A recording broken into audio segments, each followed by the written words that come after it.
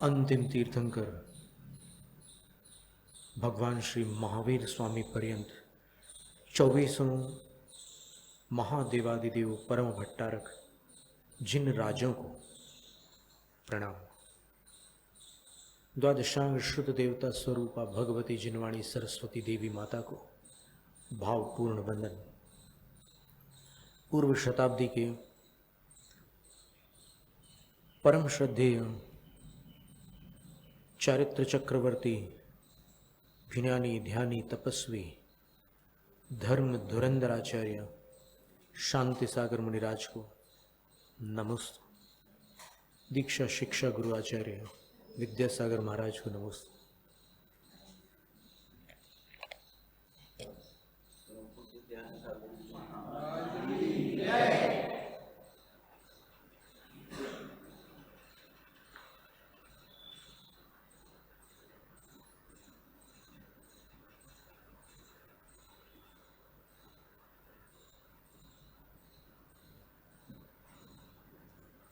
समाधि तंत्र ग्रंथ की 67वीं श्लोक कारिका पर एक चर्चा निकली थी।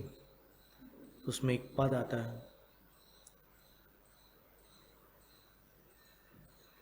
अक्रिया भोग।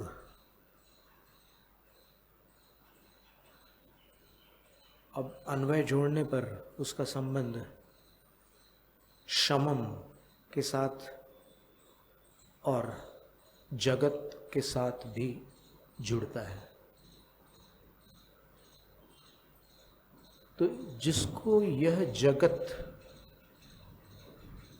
अक्रिय अर्थात क्रिया रहित और अभोग दृष्टिगोचर होता है, वही सशम याति नेत्र शांति को प्राप्त कर सकता है, अन्य नहीं। तो ये बड़ी रहस्यपूर्ण बात है। सारे जगत में क्रियाएं हो रही है, परिस्पंदवती क्रिया, स्थानांतरण रूपावा क्रिया। दो प्रकार की क्रियाएं हैं, एक परिस्पंद रूप वाइब्रेशन रूप और दूसरी स्थानांतरण रूप। एक स्थान से किसी अन्य स्थान पर कोई वस्तु स्थानांतरित होती है तो उसको भी क्रिया कहते हैं। तो ये तो क्रिया की परिभाषा हुई। अब अपन यहाँ देखें तो आचार शास्त्रों में अपने को दो प्रकार की क्रियाएं मिलती हैं, एक अधर्म क्रिया, दूसरी धर्म क्रिया।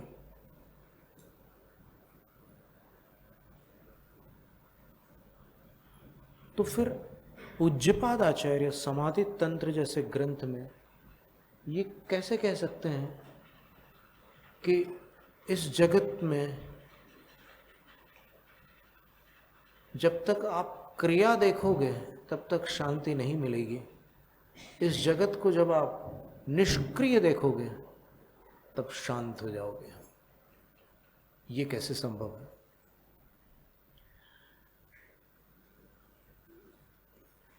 तो इसमें अपन आचार्य अमित गति की शरण में जाते हैं। योगसार प्रावृत में 8वां अधिकार चारित्राधिकार है, उसके श्लोक क्रमांक 81 में उन्होंने बताया है कि क्रिया 3 प्रकार की होती है। उनमें से वास्तविक क्रिया ज्ञान पूर्वक क्रिया है,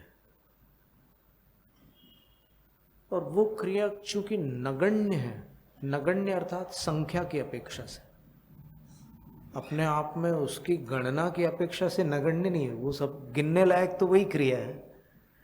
बाकी सारी क्रियाएं जो है, एक ज्ञान पूर्वक क्रिया है, दूसरी बुद्धि पूर्वक क्रिया है,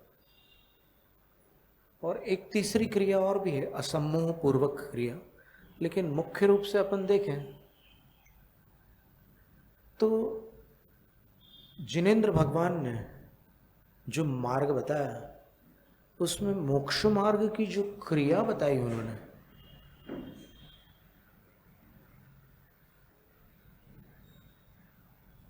उस क्रिया में अगर मनुष्य अपना विवेक लगाकर परिवर्तन लाता है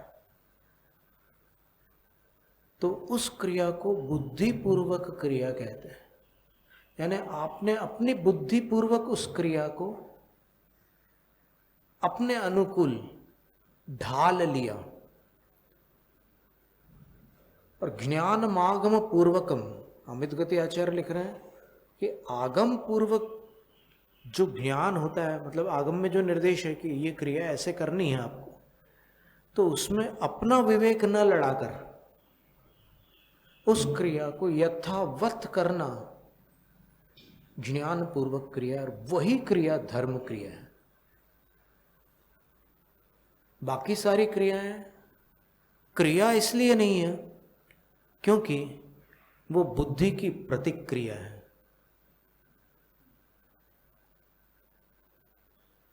तो एक्शन और रिएक्शन अंग्रेजी भाषा में देखोगे दोनों अलग चीजें हैं। यानी क्रिया वो बताई थी भगवान ने, सम्यक तो क्रिया बताई उन्होंने, फिर उन्होंने और आचार संबंधी भी जो क्रियाएं हैं वो सारी बताई हैं, लेकिन लोगों ने अपनी बुद्धि लगाकर, अपना विवेक लगाकर उसको परिवर्तित किया, और अब वो जो क्रिया कर रहे हैं वो रूपांतरित क्रिया है, मूल क्रिया नहीं है। अब विवेक का अतिरेक अविवेक होता है, क्योंकि विवेक जहां लगाना चाहिए वहां नहीं लगाया। मेरे जीवन में मैं जो कुछ कर रहा हूं 24 घंटों में, उसमें कितना कल्याणकारी है, कितना अकल्याणकारी है, कितना लाभकारी है, कितना हानिकारक है, यहां विवेक नहीं लगा रहा है। और जो आदेश मिला है, चरणानुयोग आदेश रूप होता है, वो भगवान जानते हैं कि ये संसारी जीव नहीं समझेंगे इसको, तो उन्होंने चरणानुयोग को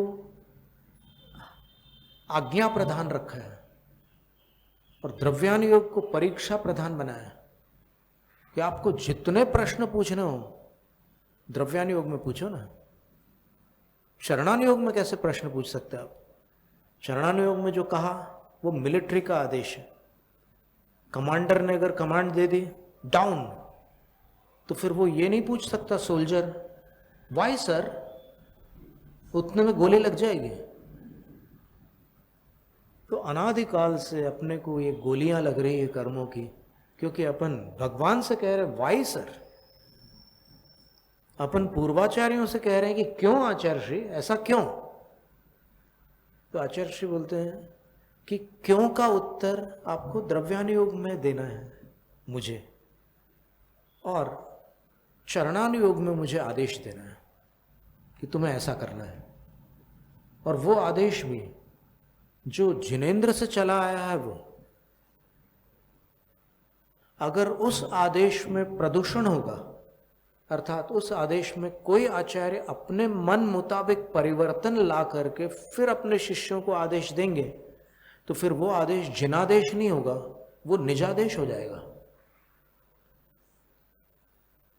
अब ये एक निष्पक्ष सत्य है। अगर कोई, वैसे तो हम विनय करते हैं कि कोई भी बुरा ना माने इस बात, आप थोड़ा सा खुल करके सोचें ना कि ये जो बात कही जा रही है यदि युक्ति संगत हो तो ग्रहण कर लेना, और यदि न हो तो फिर छोड़ देना, इतनी सी बात है, कोई बाध्य नहीं है। तो सारे जगत को क्रिया रहित कैसे देखेंगे आप?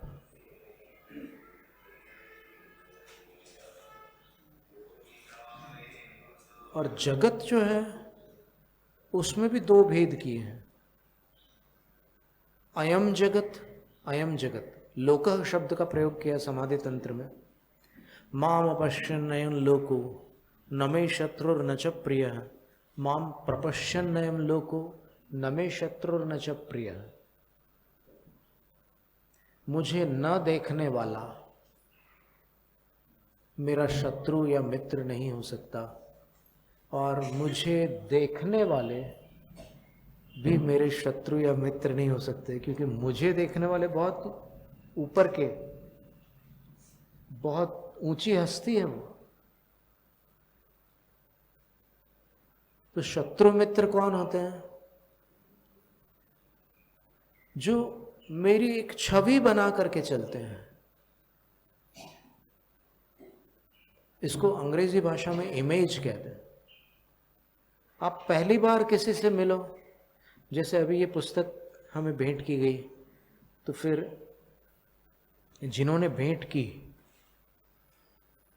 वो हमसे मिली, हो सकता है कि उनके अंदर हमारा कोई पूर्व परिचय हो, ये हम नहीं जानते, लेकिन मान लो किसी के पास हमारा कोई परिचय ना हो, तब वो जो पहली मुलाकात होती है वो बिल्कुल साफ सुथरी होती है, उसमें कोई भी पूर्वाग्रह नहीं होता। इसलिए वही मुलाकात असली मुलाकात होती है। बाकी की जितनी मुलाकातें होती हैं उसमें आप जो धारणाएं बना करके मिलते हैं सामने वाले से, तो उस धारणा में बनी हुई जो छवि होती है, इमेज, उसी के साथ आपकी मुलाकात होती है। अब वो छवियां भी कई प्रकार की होती हैं। एक छवि वो है जो अपन अपने आप को समझ रहे हैं। एक छवि वो है जो अपन दूसरों के सामने प्रस्तुत कर रहे हैं। आप देखिए, इसमें आप थोड़ा खुले दिमाग से सुनना, नहीं तो आप नाराज हो जाओ बीच में। आप अंदर से विचार करके देखना कि ऐसा है या नहीं। आप अपने मन से पूछना और बड़ी सच्चाई के साथ पूछना कि ये जो बात यहां पर आपके सामने आ रही है वैसा वास्तव में है या नहीं। आप देख लेना। एक अपनी इमेज अपनी नजरों में है, एक इमेज अपन दूसरों को शो करते हैं दूसरों के सामने, और वो इमेज बहुत प्रकार की होती है। एक बहन भाई के सामने जो उसकी इमेज होती है, जो वो प्रस्तुति करती है, वो अलग होती है। बच्चे को देख लो आप, वो पिता के सामने अलग होता है, मां के सामने अलग होता है। इसको विकल्प कहते हैं शास्त्र में। विकल्प का अर्थ क्या है? मैं। मां के सामने वो अलग मैं होता है, पिता के सामने वो अलग मैं होता है। आप बिहेवियर देखना बच्चे का, वो अलग अलग लोगों के पास जाता है तो अलग अलग प्रकार से बर्ताव करता है। आपने कभी ध्यान दिया?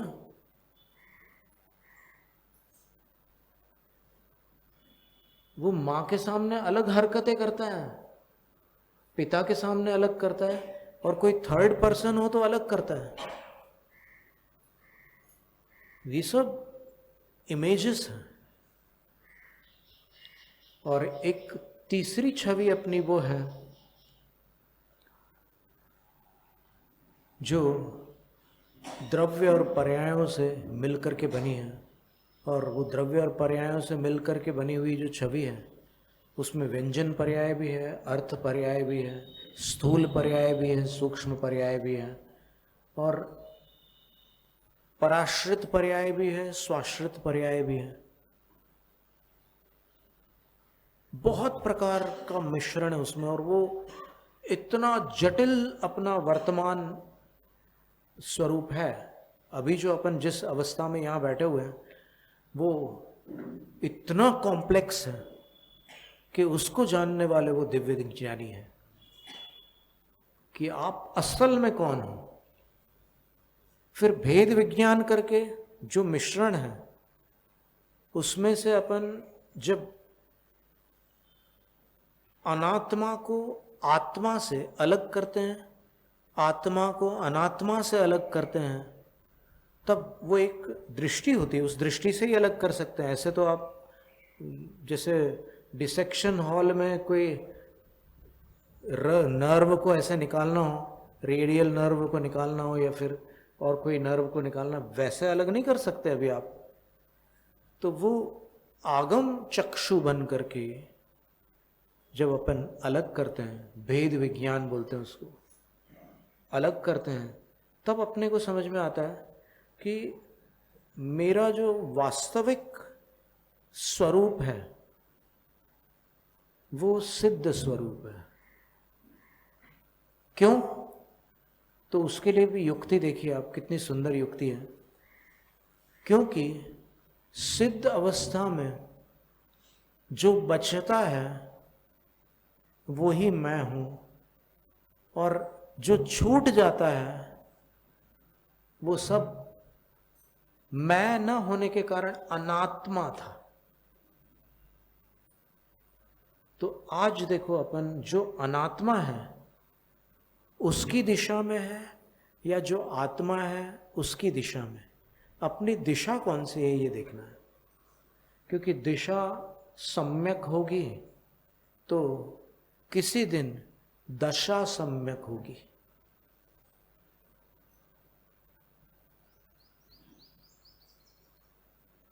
देखो ये जैन धर्म को जितने भी लोग सुनते हैं सब लोग कहते हैं कि हमें मोक्ष चाहिए। आपसे अगर पूछे कोई कि आपको मोक्ष चाहिए क्या, तो शायद ही कोई मिलेगा जो बोलेगा कि नहीं चाहिए मेरे को।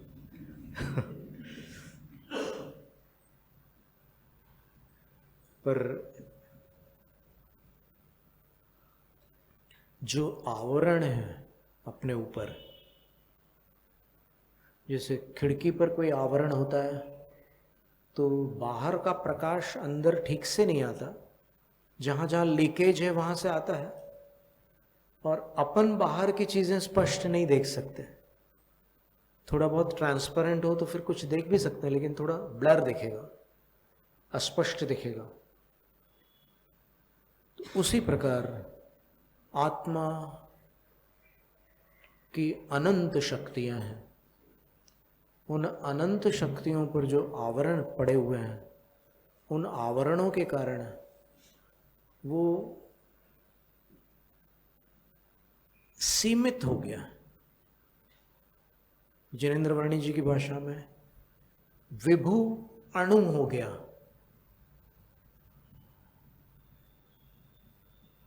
जो असीम था वो सीमा में बंध गया।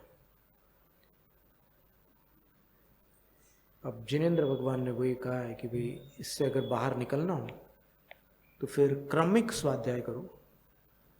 उन्हीं जिनेंद्र वर्णी जी ने स्वाध्याय के विषय में एक बड़ी सुंदर बात कही कि क्रमिक स्वाध्याय से कल्याण अवश्य होता है, अक्रमिक स्वाध्याय से नहीं।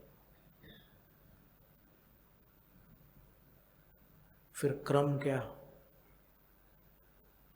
तो क्रम के विषय में उन्होंने ये कहा था, प्रथमं कारणं चरणं द्रव्यम नमः।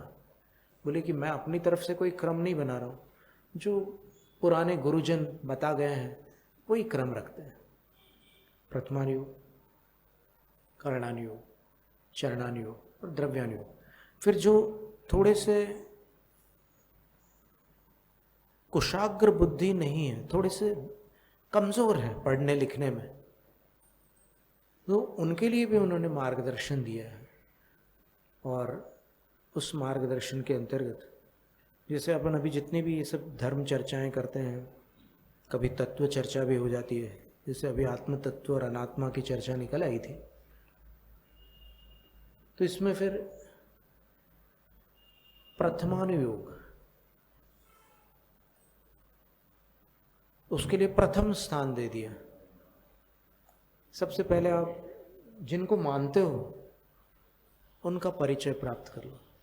वो कौन है जिनको आप मान रहे हो, जिन पर आप श्रद्धा करते हो, वो श्रद्धेय कौन है, उनका क्या स्वरूप है और उनका क्या रूप है, दोनों बातें। केवल सिद्ध भगवान ऐसे हैं जो रूप और स्वरूप से समान है, वहां पर पौद्गलिक रूप नहीं है, वहां पर आत्मिक रूप है, तो वो समान है। बाकी सब स्वरूप की अपेक्षा से कुछ अलग हैं, और रूप यानी जो पुद्गल और जीव से मिलकर के जो अवस्था बन रही है वो अलग रूप है। अभी जिस शरीर को संवार कर मनुष्य रात दिन अपनी बहुत सारी शक्ति और अपना धन, अपना समय इस शरीर के पीछे लगाता है, उस शरीर के विषय में ज्ञानार्णव ग्रंथ में शुभचंद्र आचार्य महाराज ने लिखा है कि तेरे इस वर्तमान शरीर में ऐसे परमाणु भी हैं, क्योंकि परमाणु यहाँ से वहाँ बिखर जाते हैं, फिर मिल जाते हैं, बिखर जाते हैं, मिल जाते हैं, कहीं से कहीं घूमते फिरते रहते हैं वो। तो तेरे इस वर्तमान शरीर में कई ऐसे परमाणु हैं जो परमाणु तेरे किसी भव में किसी हिंसक पशु के शरीर में नाखून थे, और उन्हीं परमाणुओं से उस भव के तेरे शरीर पर उसने आक्रमण किया था और तेरी जीवन लीला समाप्त की थी। और वो परमाणु आज ये फेस पर आ गया है, तो उसको क्रीम लगा लगा कर और अनेक प्रकार के सौंदर्य प्रसाधन और अनेक प्रयोग कर करके तू संवार रहा है। इतना पागल मत बन। जिन परमाणुओं ने तेरा घात किया है उन परमाणुओं का तू संवर्धन कर रहा है। जो जाने वाला है उसको तू संभाल रहा है, जो रहने वाला है तेरे साथ अनादिकाल से, जो तेरा था, अनंत काल तक जो तेरा रहेगा, उस पर तेरा ध्यान नहीं है। तो फिर प्राथमिक अवस्था में और यहाँ तक के कि संलेखना तक की स्थिति में भी कुछ ऐसी घटनाएं सुनाते हैं आचार्य, भव्य जीवों को कुछ ऐसी घटनाएं सुनाते हैं कि उन घटनाओं को सुन करके अंतर विवेक जागृत हो, उन घटनाओं को सुनकर अपनी आत्मा प्रेरित हो कि मुझे मनुष्य जीवन मिला, अब मैं किस ओर जा रहा हूं। ये जीवन तो हमेशा नहीं रहने वाला है, जीवन नश्वर है, जीव अविनश्वर है।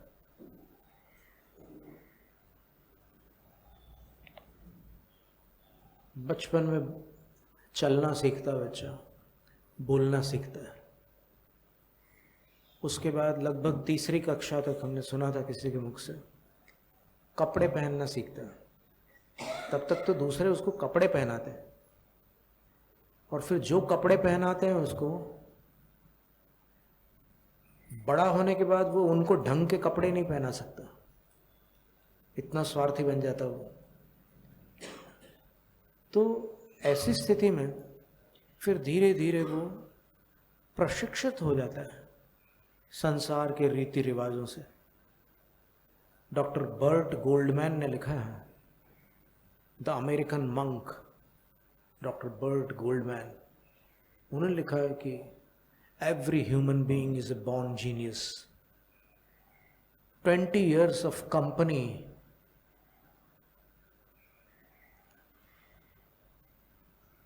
makes him a fool। यानी हर इंसान पैदाइशी हीरा होता है और 20 साल की संगति उसको कांच बना डालती है। तो रागी द्वेषी जनों की संगति में और क्या मिलने वाला है, सोचो। जिसके पास जो होगा वही तो देगा ना। इसलिए जीवन में सत्संगति भी आवश्यक है। देखो, शरीर का इलाज करने के लिए अस्पताल है, मन का इलाज करने के लिए मेंटल हॉस्पिटल है। आप लोग भले उसको पागल खाना कहो, लेकिन वहाँ पर पेशेंट्स को कैसे संभाला जाता है ये वहाँ के डॉक्टर्स जानते हैं। कितना देख रेख करते हैं वो उनकी। एक बार हम महाराष्ट्र में ही विहार कर रहे थे तो किसी स्थान पर एक पागल खाना था, तो दिन ढलने को था, तो हमें साथ वालों ने कहा कि महाराज जी यहाँ पर मत रुकना, यहाँ पर किसी के दिमाग का कोई ठिकाना नहीं है, तो अपन थोड़ा आगे चलकर कहीं भी जगह मिलेगी वहाँ रुक जाएंगे। तो वो उस तरह की हरकतें करते हैं। उनमें से कोई खुद डॉक्टर जैसी एक्टिंग करता है, इस टाइप के लोग रहते हैं। तो ऐसी एक्टिंग यहाँ पर सभी लोग कर रहे हैं, पर उनको पता नहीं है कि एक्टिंग कर रहे हैं। अगर नाटक को नाटक समझ लें तो आपकी काफ़ी तकलीफ़ें आज ही घट जाएगी। नाटक को असली समझने के कारण वो रामलीला में जो सीता जी का रोल करती हैं, वो अगर अपने को असली सीता समझ लें तो वहीं स्टेज पर हार्ट फेल हो जाए। और अगर दशरथ अपने को असली दशरथ समझ ले तो जब राम अयोध्या से प्रस्थान करते हैं तो उनका हार्ट फेल हो जाए। और ऐसा एक घटनाक्रम हो चुका है। अभी आप देखेंगे कहीं आपको सर्च करने से मिल जाएगा कि जो दशरथ बने थे वो इतने भाव विभाव हो गए कि उसमें वो उस रोल में खो गए और उनके प्राण निकल गए वहीं स्टेज पर। ऐसी घटना हुई थी। और शेक्सपियर के एक नाटक में भी एक बार ऐसा हुआ कि वो कोई मर्डर का सीन था, यानी कोई एक पात्र किसी दूसरे पात्र का वध करता है, हत्या करता है, तो उसने सही में गला पकड़ लिया उसका और छोड़ ही नहीं रहा था। फिर डायरेक्टर ने देखा कि ये तो कुछ लफड़ा हो रहा है, तो फिर तुरंत वो सीन कट करना पड़ा उनको। तो यहाँ पर सारे संसारी प्राणी जिनको तत्व विवेक प्राप्त नहीं है, जिनको जिनेंद्र भगवान के उपदेश का मर्म समझ में नहीं आया, वो क्या समझ रहे हैं अपने आप को? अभी ये रोल अपने को मिला है ना, कर्मों के निमित्त से मिला है। अपन इस अवस्था में कैसे आ गए? सो सवर्णान दर्शी, समय पौड़ में गाथा आती है, जो सबको जानने वाला, सबको देखने वाला वो आत्मा आज नवी जानते सब्वदो सब्वम, एक चीज को भी ढंग से नहीं जान पा रहा है, ढंग से नहीं देख पा रहा है। क्या मतलब है?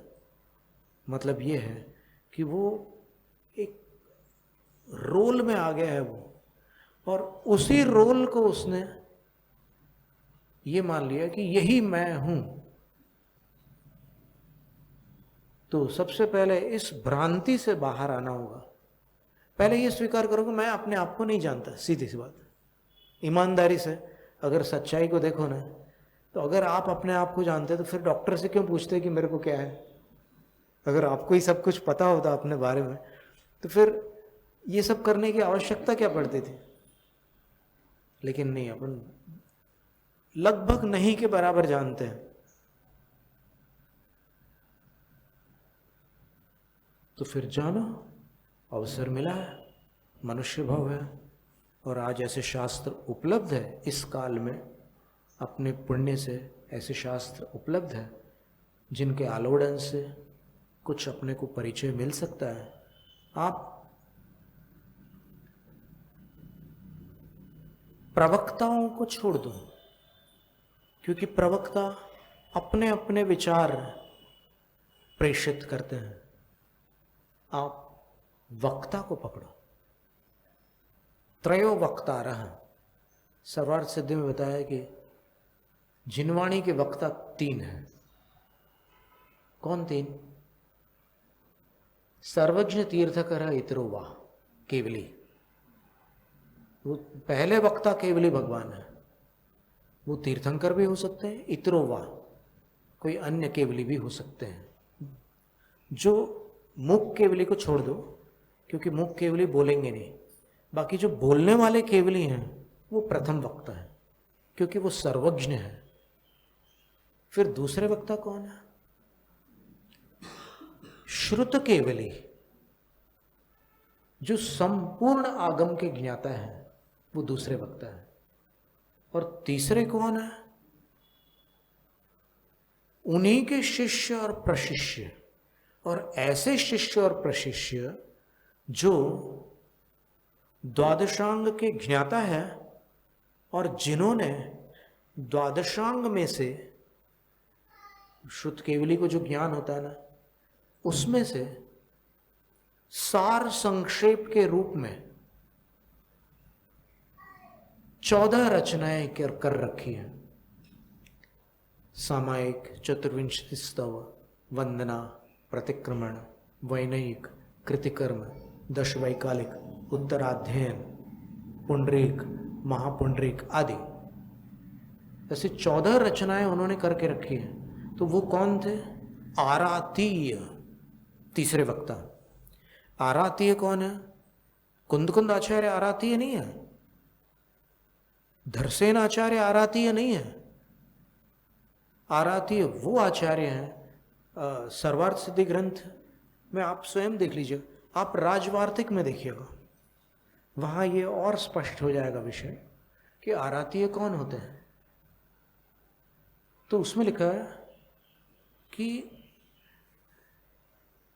12 अंगों के वचनों को जो संक्षिप्त रूप से विन्यस्त करते हैं, अर्थात प्रस्तुत करते हैं, तो 12 अंग का संक्षेप काव्यबद्ध करने वाले जो आचार्य हैं वो आराती आचार्य है। तो 12 अंग का संक्षेप कौन कर सकता है? विस्तार हो तब तो संक्षेप होगा ना। अगर 12 अंग का विस्तार उनके ज्ञान में नहीं होगा तो वो किसका संक्षेप करेंगे? इसलिए आरातीय आचार्य बहुत बड़े पूर्वाचार्य श्रुत केवली रहे हैं। तो वहां से फिर ये इस काल में धीरे धीरे घटता हुआ श्रुत आज तक अपने पास आया है। तो जितना आया है वो समुद्र में से, पूज्यपाद आचार्य महाराज कहते हैं कि क्षीरार्णव जलम घट गृहीतमिव, क्षीर समुद्र का जल है वो, भगवान का आगम, भगवान के मुख से निकला हुआ शास्त्र क्षीर समुद्र के बराबर है। और आज जो उपलब्ध है अपने को, घट गृहीतम, एक घड़ा अपने को मिल रहा है। कोई बात नहीं, क्वांटिटी कम हो गई है, क्वालिटी नहीं बिगड़ी है। क्वालिटी आज भी वही है। इसलिए भले अपने को केवली नहीं मिले, शुद्ध केवली नहीं मिले, लेकिन कुछ तो मिला, वहां से आया हुआ कुछ मिला। इससे ये प्रमाणित होता है कि अपन इतने पापी नहीं हैं कि भगवान से पूरी तरह कटे हों। कुछ अपने को मिला है वहां से, उसको अपन प्रसाद मानते हैं, अपना सौभाग्य मानते हैं। और इसीलिए पूर्वाचार्यों ने ये चारों अनुयोगों के माध्यम से जीवों को कल्याण का मार्ग दिखलाया। कभी कभी आचार्यों ने ऐसे जीवों को भी मार्गदर्शन दिया जो मिथ्या दृष्टि थे। एक तो गौतम गणधर थे, वो मानस स्तंभ तक जब तक नहीं पहुंचे तब तक सम्यक दृष्टि नहीं थी। कितनी विचित्र बात है। हजारों सीढ़ियां चढ़ चुके हैं समवसरण की, लेकिन वहां पहुंचने तक उनके पास सम्यक दर्शन नहीं है। वो शास्त्रार्थ करने जा रहे हैं भगवान से, लेकिन मानस स्तंभ के पास पहुंचने पर वो देखते हैं कि ये कैसी संरचना है। समवसरण का वैभव भी वो देख रहे थे। जैसे जैसे सीढ़ियों पर चढ़ते जा रहे थे, 8 भूमियाँ होती है, तो उनमें अंतिम भूमि सभा भूमि होती है, तो सब कुछ देख रहे थे वो। तो इतना तो विचार आया ही होगा, अपन अब अनुमान से सोच सकते हैं कि उनके मन में ये तो आया होगा कि इतना अचिंत्य वैभव जिनका है वो कैसे होंगे, उनसे मैं शास्त्रार्थ करने जा रहा हूं, वो कैसे होंगे, कैसे विद्वान होंगे और कैसे वैभवशाली होंगे, मुझे तो ऐसा कुछ आया होगा पॉसिबली। फिर ऊपर जाते हैं, मानसस्तंभ के पास आते हैं। हरिवंश पुराण में लिखा है कि मानसस्तंभ में 2000 कोण होते हैं। पहले हमने एक बार बताया था प्रातःकालीन सत्र में कि ऐसे जो पिलर होता है स्तंभ, उसमें 2000 कोण होते हैं मानस स्तंभ, और स्फटिक स्तंभ होता है वो। तो स्तंभ को देखकर लगा कि इसके ऊपर क्या है, तो ऊपर क्या है देखने के लिए वहां खड़े खड़े देख नहीं सकते। कोई भी अपनी दुकान का नाम दरवाजे पर खड़े खड़े पढ़ सकता है क्या? नहीं पढ़ सकता, उसको उधर थोड़ा सा दूर जाकर के देखना पड़ेगा। तो फिर इंद्रभूति गौतम ब्राह्मण पहली बार ऐसे आगे बढ़ते बढ़ते फिर पीछे की ओर हटा, और जब ऊपर देखा तो जिन बिंब दर्शन से औपशमिक सम्यक तो प्राप्त हुआ, फिर क्षयोपशमिक सम्यक तो प्राप्त हुआ, फिर भगवान के समावसरण में अंदर सभा भूमि में पहुंचकर जब भगवान के दर्शन किए, फिर धवला की 9वीं पुस्तक में ऐसा कथन है कि उनको भगवान के पास पहुंचते ही अपने आप बहुत कुछ उनके अंदर घटित हो गया और उन्होंने निर्ग्रंथ पद को प्राप्त किया। अभी तक दिव्य ध्वनि नहीं खिरी है भगवान की, धवला की 9वीं पुस्तक के अनुसार। वो दीक्षित हो गए भगवान के श्री चरणों में और 7 रिद्धियों से संपन्न हो गए। और फिर भगवान जब वो बिल्कुल गणधरत्व की पात्रता उनमें प्रकट हो गई, तब भगवान की दिव्य ध्वनि खिरी, और उस दिव्य ध्वनि को उन्होंने एक मुहूर्त में काव्यबद्ध कर दिया। उस काव्य का नाम है द्वादशांग। उसमें 112 करोड़ से अधिक पद है, एक पद में 16 अरब से अधिक अक्षर है। और पुनरुक्त नहीं है कुछ भी, ये और सुन लो। पुनरुक्त का अर्थ होता है कोई रिपीटिशन नहीं है उसमें, कोई चीज दोहराई नहीं गई है। ऐसे द्वादशांग श्रुत की उन्होंने रचना की। और फिर जो प्रतिगणधर हुए और जो गणधर हुए, वो ज्ञान श्रुत परंपरा से आज तक चला आ रहा है। और तिलोय पंडिती ग्रंथ में यति वृषभाचार्य महाराज ने लिखा है कि 20,317 वर्ष तक ये श्रुत तीर्थ चलेगा, फिर उसका विच्छेद हो जाएगा। उसके बाद कोई शास्त्र नहीं, सब समाप्त। लेकिन उसके बाद धर्म रहेगा, धर्म का अंत नहीं हुआ। क्यों? क्योंकि धर्मात्मा गुरु उस समय रहेंगे कई शताब्दियों तक। फिर अंतिम जो गुरु होंगे उनका नाम वीरांगज होगा, और जिस दिन उनकी संलेखना होगी, प्रभात में संलेखना होगी, मध्याह्न में राजा का नाश, सायंकाल अग्नि का नाश, और उसके बाद एक हजारों वर्षों की लंबी अवधि पर्यंत धर्म नहीं रहेगा इस भरत क्षेत्र पर। और जब उत्सर्पिणी काल का दूसरा काल होगा, जो अवसर्पिणी के पंचम काल के समान होगा, उसके 20,000 वर्ष निकल जाएंगे, अंत के 1000 वर्ष बचेंगे, तब 14 कुलकर होंगे और वो सब व्यवस्था बनाएंगे। अंतिम कुलकर के पुत्र प्रथम तीर्थंकर महापद्म होंगे, जो कि श्रेणिक राजा के जीव हैं। तो ये चर्चा आज अपन ने यहाँ पर की है। इसमें केवल अपने को ये विचार करना है कि दुनिया में उसने बड़ी बात कर ली, खुद अपने से जिसने मुलाकात कर ली,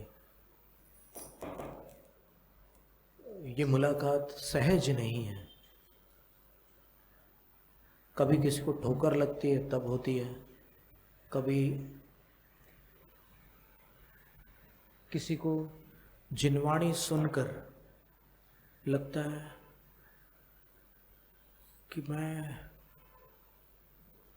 भटका हुआ हूँ,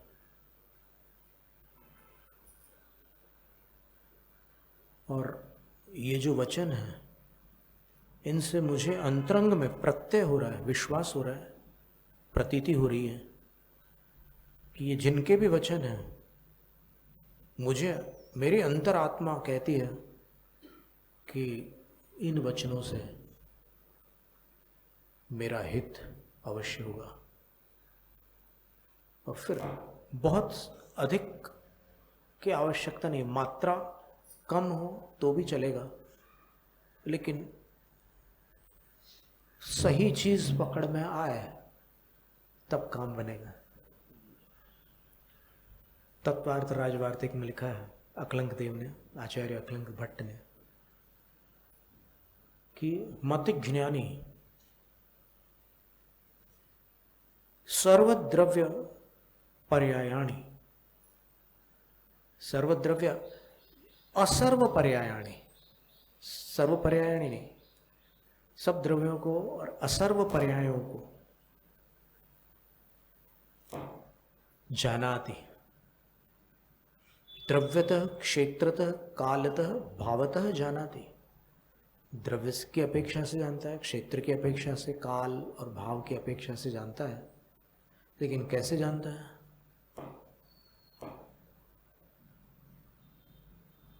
तो बोलते हैं उपदेशेन जानाति, न तो स्वतः, अपने आप से नहीं जान सकता, वो जिनेंद्र के उपदेश से ही जान सकता है। अपने आप से कैसे जान सकता है कोई?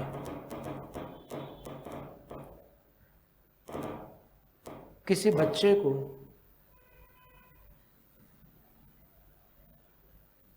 जिस चीज की शिक्षा नहीं मिली है, उस चीज को वो कैसे जान सकता है?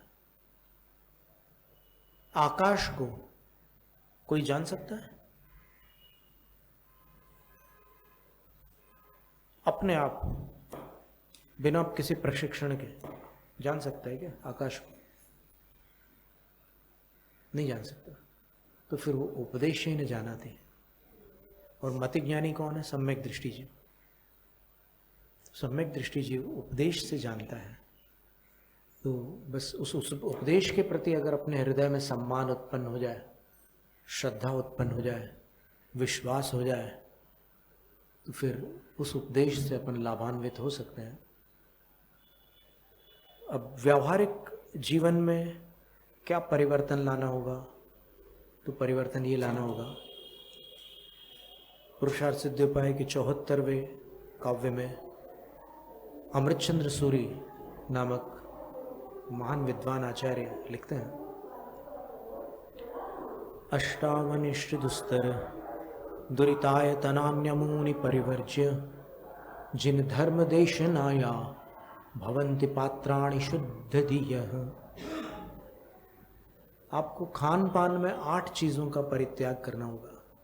वैसे तो जैन परिवार में 8 वर्ष की आयु में ही उन 8 वस्तुओं का परित्याग कर दिया जाता है, अष्टमूल गुण धारण कर लेते हैं। वो 8 वस्तुएं कौन सी हैं? तो अमृतचंद्र आचार्य महाराज ने लिखा है कि 3 मकार और 5 उदुम्बर फल, तीन मकार, मकार का म से शुरू होने वाले तीन ऐसे पदार्थ हैं, उनका त्याग करना होगा संकल्प पूर्वक। वो दोस्त यारी नहीं चलेगी वहाँ पर, और कोई लोक लाज वाली बात भी वहाँ नहीं आएगी। अब कई लोग बोलते हैं कि भाई फ्रेंड्स के बीच में हम मना करते हैं तो जचता नहीं, बोले ये सब नहीं चलता। दोस्त लोग व्यसनों में साथ देते हैं, हॉस्पिटल में नहीं। वो आपकी आदत बिगाड़ देंगे, और जब पैसों की जरूरत होगी तब ली फाक ने लिखा है, friends disappear when trouble arrives. जब मुसीबत आती है तो दोस्त को आप कॉल लगाते हैं लेकिन वो बिजी आते हैं। सोचो आप, ये कैसी सेटिंग्स है, और जानने वाले जानते हैं कि वो कैसी सेटिंग्स है। बिजी आते हैं, यानी उस समय कोई सहायक नहीं बनता। तो ये जो शेयरिंग जो है, सुविचारों को शेयर करो। खान पान और खानदान की शेयरिंग जैन धर्म में मान्य नहीं है।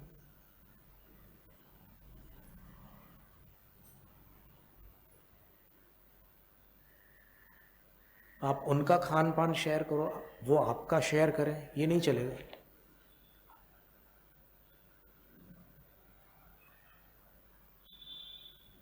डॉक्टर एनी बेसेंट भारत के किसी बालक को विश्व गुरु बनाना चाहते थे, तो उसको प्याज लहसुन वगैरह खाने नहीं देती थी वो। एक बार वो कहीं किसी काम से उसको जाना पड़ा, तो जो असिस्टेंट थे, जो लीड बीटर नाम था उनका, उन्होंने उसको 8-10 दिन लहसुन की एक एक कली खिलाई। तो डॉक्टर एनी बेसेंट ने आकर के उनको इतना डांटा, बोले कि तूने विश्व गुरु को ऐसी चीज खिला दी, बोले। और जिस दिन उनको विश्व गुरु बनाने जा रहे थे, जी कृष्णमूर्ति उनका नाम था, तो उनका भाई जो नित्या था वो बहुत बीमार पड़ गया, और ये लोग सब आश्वासन दे रहे थे कि चिंता मत करो, ठीक हो जाएगा, ठीक हो जाएगा, कोई चमत्कार हो जाएगा, लेकिन कुछ नहीं हुआ, उसकी मृत्यु हो गई। तब जी कृष्णमूर्ति ने उस समारोह में विश्व गुरु के पद को अस्वीकार कर दिया, और उन्होंने ये घोषणा की कि ये अध्यात्म का मार्ग अकेले चलने का मार्ग है, यहाँ पर संगठन बनाकर किसी का कल्याण संभव नहीं है।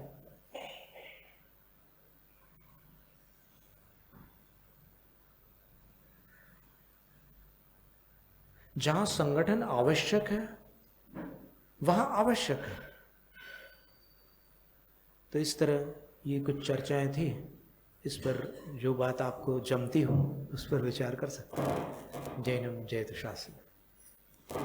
शास्त्र पठन में मेरे द्वारा यदि जो कहीं कहीं प्रमाद से कुछ अर्थ वाक्य पद मात्रा छूट गई, सरस्वती मेरी उस त्रुटि को कृपया क्षमा करें, और मुझे कैवल्य धाम में मां विलंब धरे। वांछित फलदात्री चिंतामणि सदृश मात तेरा, वंदन करने वाले मुझको मिले पता मेरा। बोधि समाधि विशुद्ध भावना आत्म सिद्धि मुझको मिले, और मैं पा जाऊं मां मोक्ष महासुख।